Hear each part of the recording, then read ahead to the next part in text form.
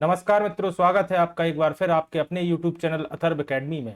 दोस्तों, ये हमारी मध्य प्रदेश जेल प्रहरी और वन रक्षक के लिए वीकली रिवीजन क्लास है, जिसमें आज हम देखेंगे एमपीजी के जीएस, नेशनल लेवल का सामान्य ज्ञान, सामान्य विज्ञान, हिंदी एवं इंग्लिश के कुछ बहुत ही महत्वपूर्ण प्रश्न। तो वीडियो के अंत तक जरूर बने रहिएगा। आइए शुरू करते हैं आज की हमारी क्लास। पहला प्रश्न है, मध्य प्रदेश में मंत्री परिषद किसके प्रति उत्तरदायी रहता है? ऑप्शन है राज्यपाल के, मुख्यमंत्री के, विधानसभा के या उपयुक्त में से कोई नहीं। तो आप सभी जानते हैं मध्य प्रदेश में मंत्री परिषद विधानसभा के प्रति उत्तरदायी रहता है। अगला प्रश्न है, किस नदी पर विद्युत उत्पादन के लिए 3 बांध बने हैं तथा उनके पानी को बैराज द्वारा राजस्थान एवं मध्य प्रदेश में सिंचाई के लिए प्रयोग किया जाता है?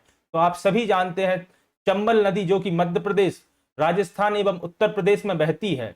इस पर 3 बांध बने हुए हैं, जिनके नाम है गांधी सागर बांध, राणा प्रताप सागर बांध एवं जवाहर सागर बांध। और इन बांधों का पानी बैराज द्वारा राजस्थान एवं मध्य प्रदेश राज्य में सिंचाई के लिए प्रयोग किया जाता है। अगला प्रश्न है, भारत में बाहरी आक्रमण अथवा सशस्त्र विद्रोह के कारण भारत के राष्ट्रपति द्वारा राष्ट्रीय आपातकाल की घोषणा किस अनुच्छेद के अंतर्गत की जा सकती है? तो दोस्तों, इसका सही जवाब होगा अनुच्छेद 352 के अंतर्गत। अगर देश में कहीं बाहरी आक्रमण होता है या देश के भीतर सशस्त्र विद्रोह होता है तो राष्ट्रपति अनुच्छेद 352 के तहत राष्ट्रीय आपातकाल की घोषणा कर सकते हैं। अगर बात की जाए अनुच्छेद 356 की, तो इसका संबंध है राज्य आपातकाल के साथ।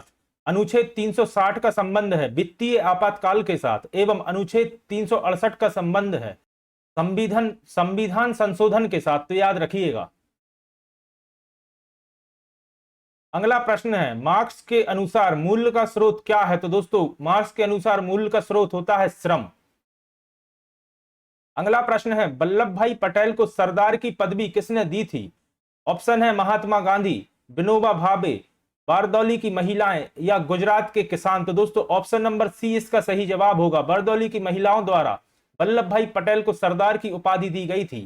साथ ही याद रखिएगा, बारदौली आंदोलन 1928 में हुआ, जो कि एक किसान आंदोलन या सत्याग्रह था। याद रखिएगा। अगला प्रश्न है, भारतीय संविधान में नागरिकता के प्रावधान कब लागू किए गए? दोस्तों, 1950 में भारतीय संविधान में नागरिकता के प्रावधान लागू हुए थे। याद रखिएगा। अगला प्रश्न है, अधिकतम सामाजिक लाभ का सिद्धांत किसका बुनियादी सिद्धांत है? तो दोस्तों, यह राजकोषीय अर्थशास्त्र का सिद्धांत है। याद रखिएगा, अधिकतम सामाजिक लाभ। अगला प्रश्न है, निम्नलिखित में से कौन सी पंचवर्षीय योजना का वर्ष सही नहीं है? तो दोस्तों, पहली पंचवर्षीय योजना लागू की गई थी 1951 से 1956, दूसरी थी 1956 से 61, तीसरी थी 1961 से 66, लेकिन चौथी दोस्तों 1969 से 1969 से 1974 तक चली। याद रखिएगा। तो ऑप्शन नंबर डी इसका सही जवाब है। 1966 से 1971 तक कोई पंचवर्षीय योजना नहीं रही। और साथ ही याद रखिएगा, 1966 से 69 तक इस अवधि के लिए योजना अवकाश के रूप में जाना जाता है। याद रखिएगा, 1966 से 1969 तक। और वर्तमान में दोस्तों 13वीं पंचवर्षीय योजना लागू है, यह भी याद रखिएगा। अगला प्रश्न है, मनुष्य की ध्वनि की सामान्य एवं अधिकतम सहिष्णुता कितनी है? तो दोस्तों, इसका सही जवाब होगा 60 से 80। याद रखिएगा, ऑप्शन में मिसप्रिंट है दोस्तों। 60 से 80 होती है सामान्य एवं अधिकतम सहिष्णुता मनुष्य की ध्वनि सुनने की। याद रखिएगा। अगला प्रश्न है, आर्थिक सिद्धांत क्या है? तो दोस्तों, आर्थिक सिद्धांत प्रस्थापना होते हैं। याद रखिएगा। अगला प्रश्न है, भारतीय विशेष आर्थिक क्षेत्र नियम संशोधन किस वर्ष हुआ था? तो दोस्तों, यह वर्ष 2006 में हुआ था। अगला प्रश्न है, औरंगजेब की मृत्यु कहां हुई थी? तो दोस्तों, औरंगजेब की मृत्यु अहमदनगर में हुई थी। याद रखिएगा। और औरंगजेब का मकबरा औरंगाबाद के खुलदाबाद में स्थित है, जो कि महाराष्ट्र में है। याद रखिएगा। और औरंगजेब छठवां मुगल बादशाह था, जिसे आलमगीर के नाम से भी जाना जाता था। और 3 मार्च 1707 को बुंदेलखंड के राजा महाराजा छत्रसाल ने औरंगजेब की हत्या की थी। याद रखिएगा। अगला प्रश्न था, दूसरी भारत अफ्रीकी फोरम समिट 2011 कहां आयोजित हुई थी? तो दोस्तों, यह अफ्रीकी देश इथोपिया में आयोजित हुई थी।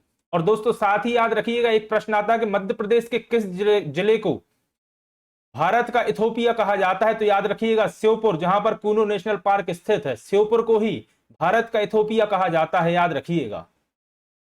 अगला प्रश्न है निम्नलिखित में से कौन सा एयरपोर्ट केवल घरेलू एयरपोर्ट है? तो दोस्तों याद रखिएगा डेवोलियम एयरपोर्ट जो कि गोवा में है, यह अंतरराष्ट्रीय एयरपोर्ट है। श्रीनगर एयरपोर्ट भी अंतरराष्ट्रीय एयरपोर्ट है। देवी अहिल्याबाई होलकर एयरपोर्ट जो कि इंदौर में स्थित है, यह भी अंतरराष्ट्रीय एयरपोर्ट है। तो इसका सही जवाब होगा इनमें से कोई नहीं, क्योंकि यह सभी इंटरनेशनल एयरपोर्ट्स हैं, याद रखिएगा। अगला प्रश्न है निम्नलिखित में से कौन सा पशु नमक का सबसे अधिक सेवन करता है? तो दोस्तों ऊंट नमक का अधिक सेवन करता है, याद रखिएगा।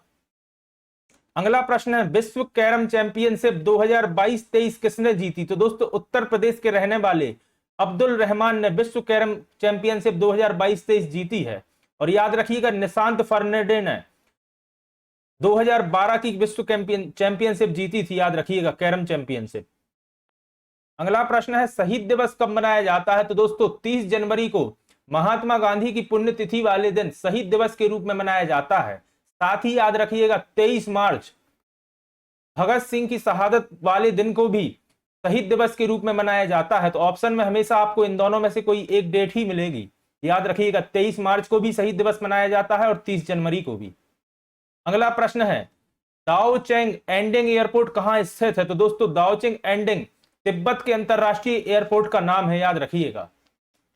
अगला प्रश्न है find out the part which has an error in the following sentences. Sentence दिया है Ravi prefers self employment to job in my office. तो दोस्तों एरर इसमें टू और जॉब के बीच में है, क्योंकि यहां पर आएगा टू अ जॉब।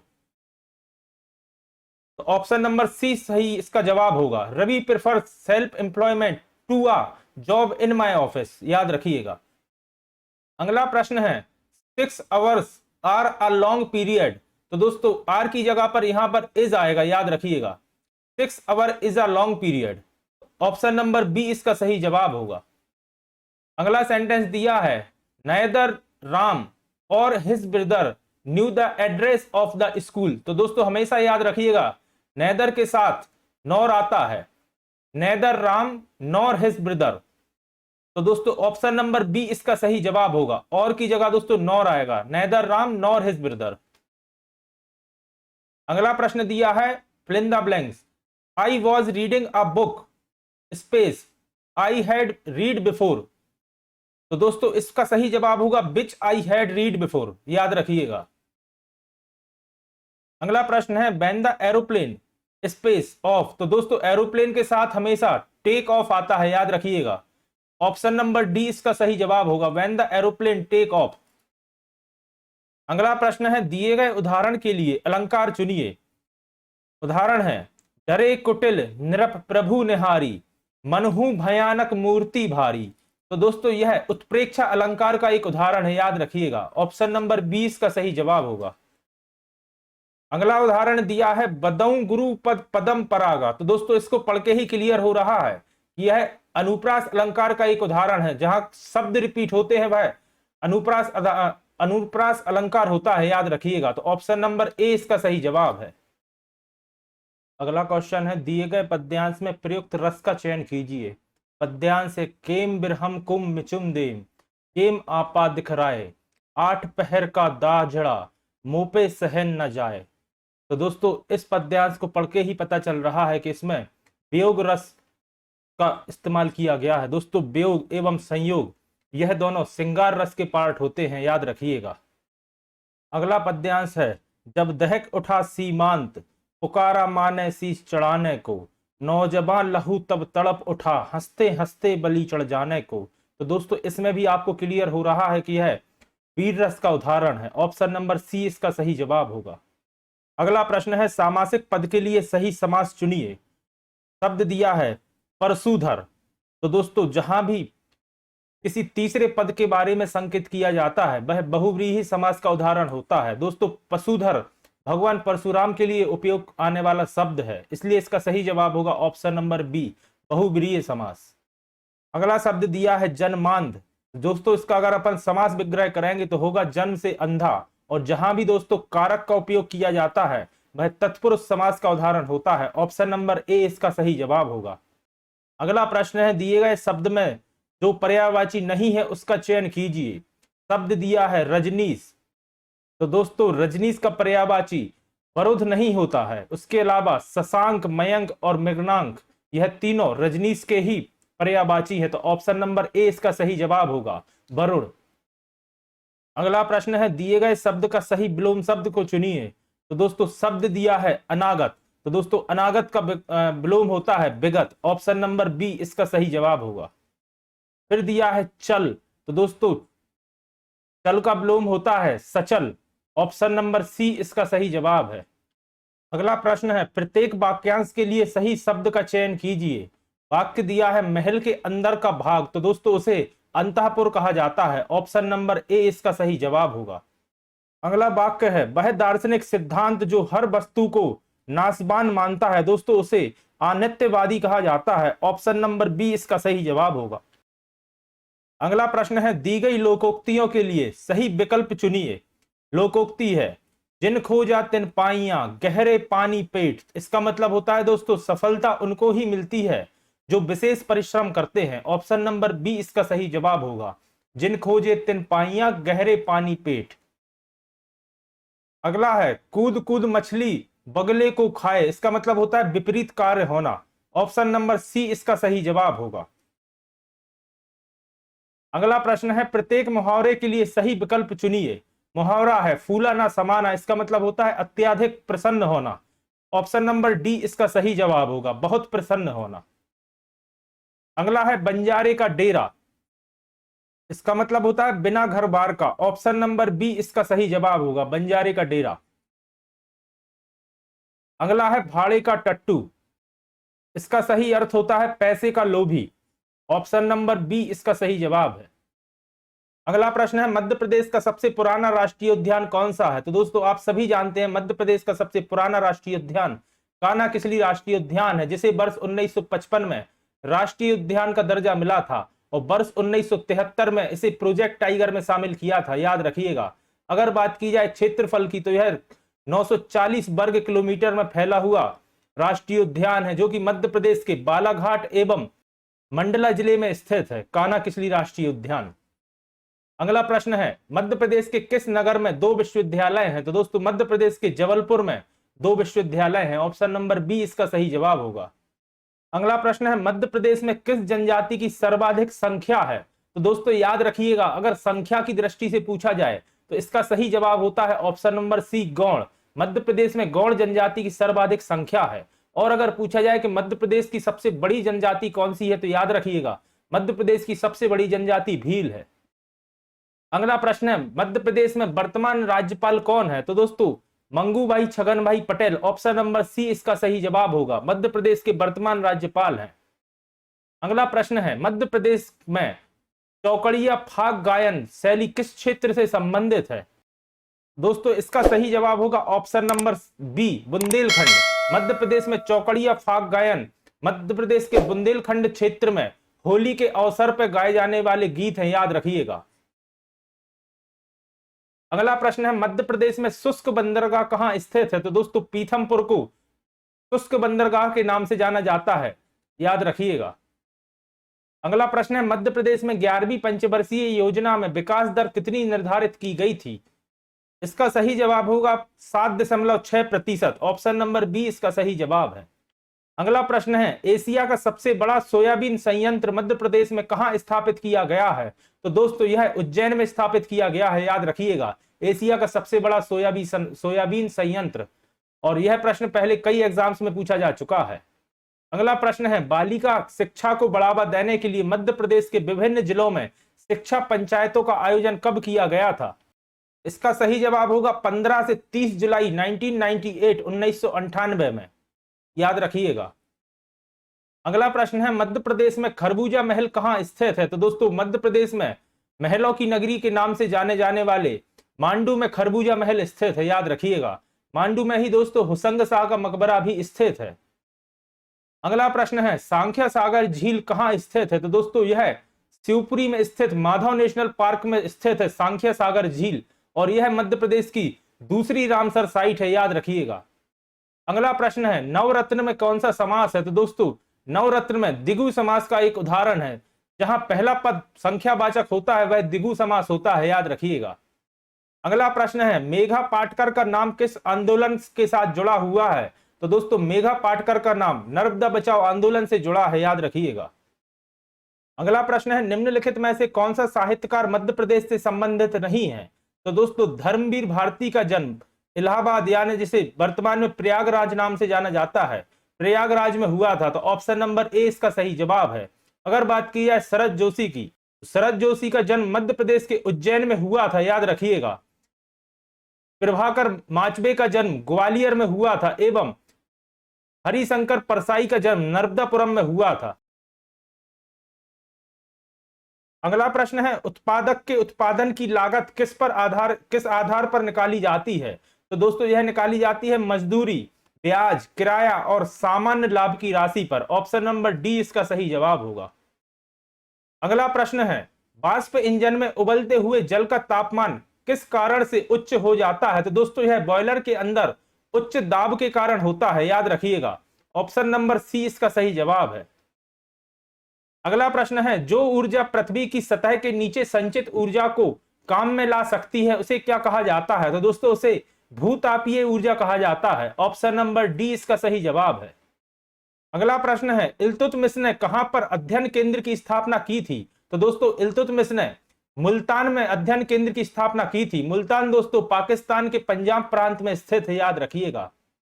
अगला प्रश्न है फ्यूज का तार किससे बना होता है? तो दोस्तों फ्यूज का तार टिन और सीसा की मिश्र धातु से बना होता है। ऑप्शन नंबर बी इसका सही जवाब होगा।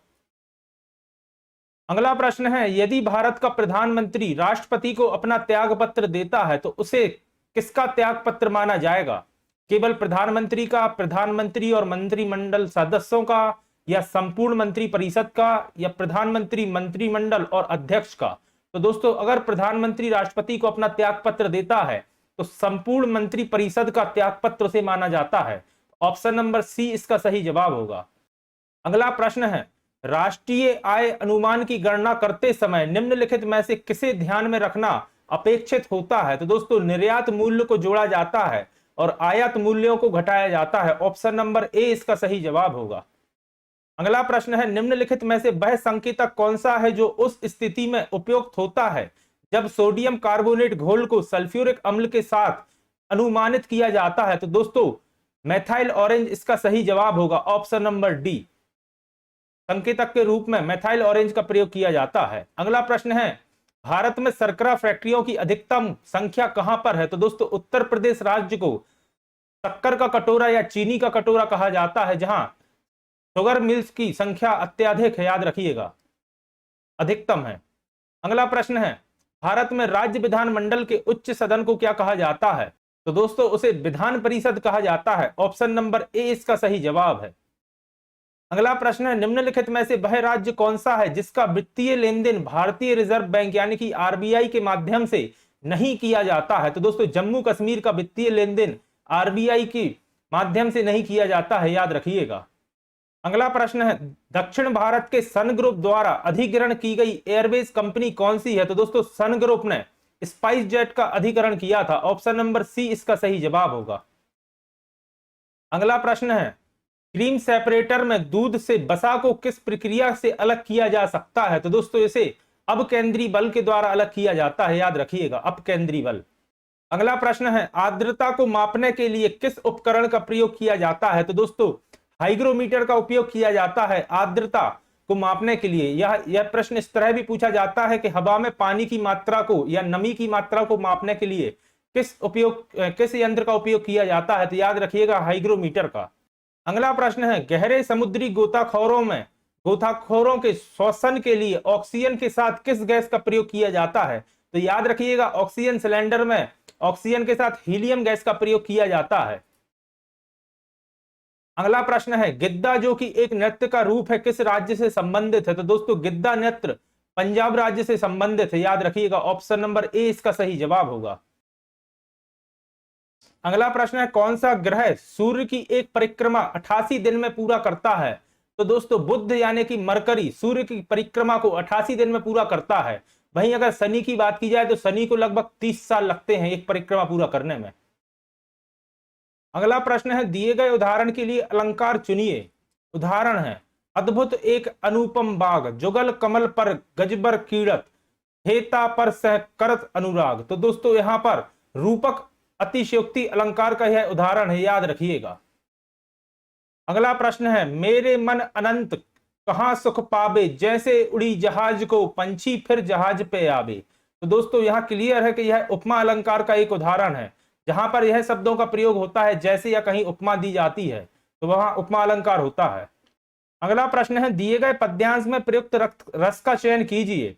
पद्यांश है, कौन हो तुम बसंत के दूत, विरस पतझड़ में अति सुकुमार, घन तिमिर में चपला सी रेख, तपन में शीतल मंद ब्यार। तो दोस्तों दिए गए पद्यांश में संयोग श्रृंगार रस का उदाहरण है, याद रखिएगा। संयोग एवं वियोग यह श्रृंगार रस के ही पार्ट होते हैं। अगला प्रश्न है, सामासिक पद के लिए सही समास चुनिए। दिन रात, तो दोस्तों दिन रात में द्वंद्व समास का उदाहरण है, याद रखिएगा। जहां दोनों पद प्रधान होते हैं या बराबर होते हैं वहां द्वंद्व समास होता है। अगला शब्द दिया है कामचोर, तो कामचोर दोस्तों तत्पुरुष समास का उदाहरण है, जहां पर कारक का प्रयोग किया जाता है समास विग्रह करने में। जैसे काम से चोरी करने वाला, अगर इसका समास विग्रह किया जाए तो वहां तत्पुरुष समास का उदाहरण होता है। अगला प्रश्न है, जो शब्द दिए गए शब्द का पर्यायवाची नहीं है उसका चयन कीजिए। शब्द दिया है गौरी, तो जो इसका पर्यायवाची नहीं है वह चुनना है। तो दोस्तों गौरी का पर्यायवाची सरस्वती नहीं होता, जबकि भद्रा, धैनु एवं सुरभि गौरी का पर्यायवाची होता है, याद रखिएगा। अगला शब्द दिया है खड़ग, तो खड़ग का दोस्तों खड्ड पर्यायवाची नहीं होता। अगला प्रश्न है, दिए गए शब्द का सही विलोम शब्द चुनिए। शब्द दिया है अभिज्ञ, तो दोस्तों अभिज्ञ का विलोम होता है अनभिज्ञ। ऑप्शन नंबर ए इसका सही जवाब है।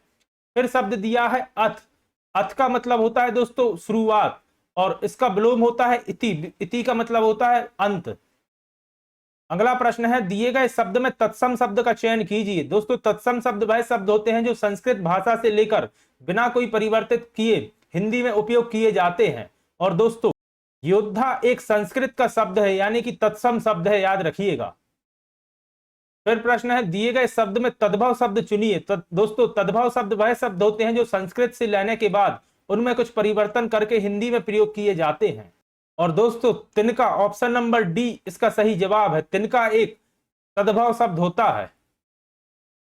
अगला प्रश्न है, दिए गए शब्द का सही संधि विच्छेद करिए। शब्द दिया है स्वागत, तो दोस्तों स्वागत का संधि विच्छेद होता है सुधन आगत। ऑप्शन नंबर सी इसका सही जवाब होगा। अगला शब्द दिया है मनोरथ, तो मनोरथ का संधि विच्छेद होता है मनहधर धन रथ। ऑप्शन नंबर बी इसका सही जवाब होगा, मनह धन रथ। अगला प्रश्न है, प्रत्येक वाक्यांश के लिए सही शब्द का चयन कीजिए। वाक्य दिया है अग्नि जो वन में अपने आप लग जाती है। यहां पर थोड़ी सी दोस्तों टाइपिंग मिस्टेक हो गई है, यह ऑप्शन दिए हैं।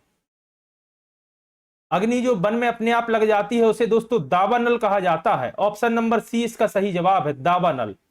अगला सेंटेंस है, जो युद्ध की इच्छा रखने वाला हो।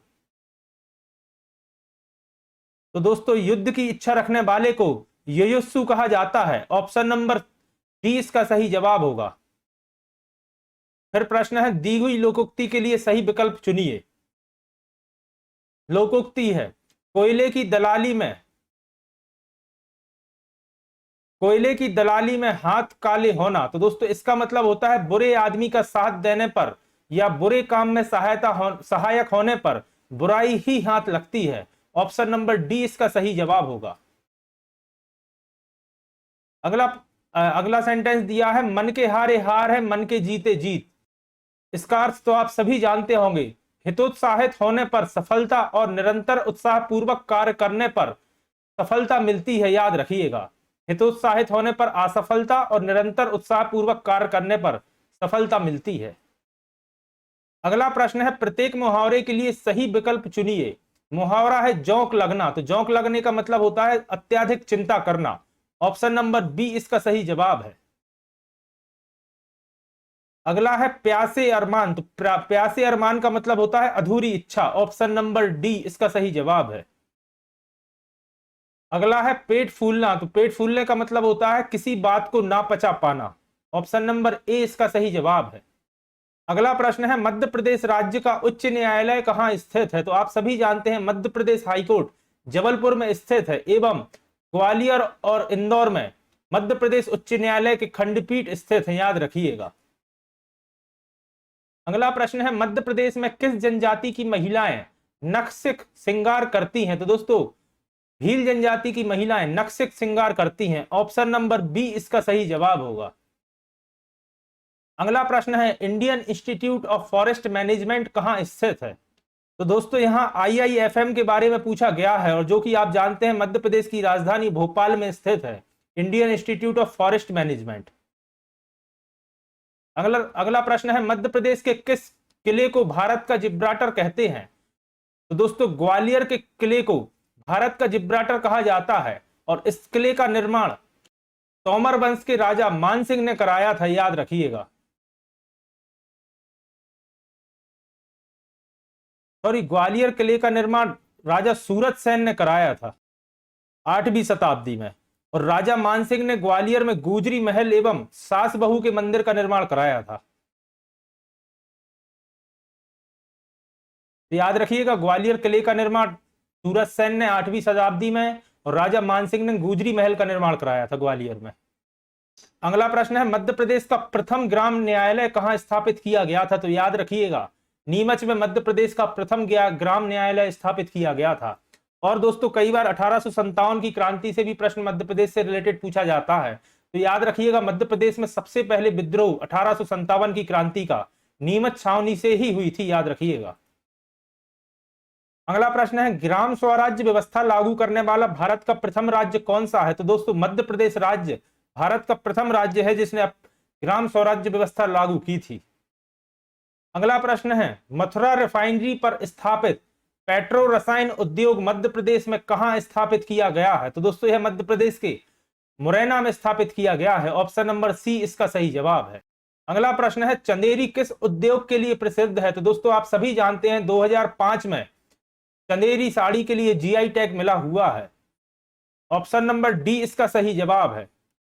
चंदेरी अपनी साड़ी उद्योग के लिए विश्व प्रसिद्ध है और 2005 में से GI टैग मिला है।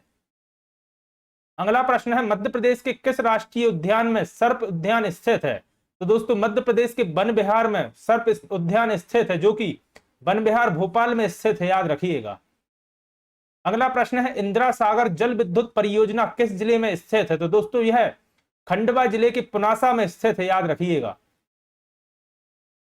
इंदिरा सागर जल विद्युत परियोजना।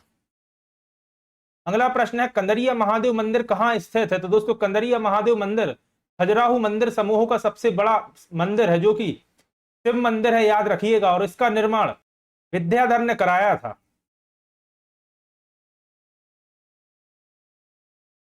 अगला प्रश्न है खजुराहो के मंदिरों का निर्माण किस वंश के शासकों ने करवाया था। तो याद रखिएगा खजुराहो के मंदिरों का निर्माण चंदेल वंश के शासकों ने कराया था और चंदेलों की राजधानी याद रखिएगा महोबा थी। खजुराहो भी रही है कुछ समय के लिए, बाकी मुख्य रूप से राजधानी चंदेलों की महोबा थी। अगला प्रश्न है 2011 की अंतिम जनगणना के अनुसार मध्य प्रदेश में स्त्री पुरुष अनुपात कितना है, यानी कि लिंग अनुपात पूछा गया है। तो याद रखिएगा 931 महिला और 1000 पुरुष मध्य प्रदेश का लिंग अनुपात है। और यही लिंग अनुपात याद रखिएगा रीवा जिले का भी है। कई बार यह भी पूछा जाता है कि किस जिले का लिंग अनुपात और मध्य प्रदेश का लिंग अनुपात बराबर है, तो याद रखिएगा रीवा का। अगला प्रश्न है अपनी क्रिया के बाद शरीर में हार्मोन्स का क्या होता है। तो दोस्तों हार्मोन्स नष्ट हो जाते हैं अपनी क्रिया के बाद। अगला प्रश्न है पैक्टिन पाया जाता है। तो दोस्तों पैक्टिन किस में पाया जाता है। तो याद रखिएगा स्तनपायियों में पैक्टिन पाया जाता है। ऑप्शन नंबर डी इसका सही जवाब होगा। अगला प्रश्न है भोजन के ऑक्सीकरण द्वारा मानव शरीर में ऊर्जा मोचन की प्रक्रिया क्या कहलाती है। तो दोस्तों इसे श्वसन की प्रक्रिया कहा जाता है, याद रखिएगा। अगला प्रश्न है पत्तों वाली सब्जियां पर्याप्त मात्रा में क्या प्रदान करती हैं। तो दोस्तों आयरन यानी कि लोहा पाया जाता है पत्ती वाली सब्जियों में। और कई बार यह प्रश्न इस तरह भी पूछा जाता है कि साग में मुख्य रूप से क्या पाया जाता है। तो याद रखिएगा आयरन या लोहा। अगला प्रश्न है निम्नलिखित में से कौन सा एक प्राकृतिक पारिस्थितिकी तंत्र नहीं है। तो दोस्तों वन होता है, घास के मैदान भी होते हैं, दलदल भी होता है, लेकिन मछली घर आर्टिफिशियली तौर पर बनाया जाता है, इसलिए इसका सही जवाब होगा ऑप्शन नंबर डी, मछली घर। अगला प्रश्न है, रेसे में निम्नलिखित में से किस फसल को काली मिट्टी पर उगाया जाता है? तो दोस्तों रेसे वाली फसल मुख्य रूप से कपास को काली मिट्टी पर उगाया जाता है, ऑप्शन नंबर ए इसका सही जवाब होगा। अगला प्रश्न है, गीजर फट जाते हैं क्योंकि? तो दोस्तों इस जगह पे गीजर यानी कि पानी गर्म करने वाला गीजर नहीं दोस्तों, गीजर एक समुद्र में उठने वाले पानी का एक गर्म साइक्लोन टाइप का एक वो रहता है, उसे गीजर कहा जाता है, और यह भूतापीय ऊर्जा के कारण फट जाते हैं। इन्हें आप समुद्री भाप का बादल भी कह सकते हैं, इस टाइप से रहता है।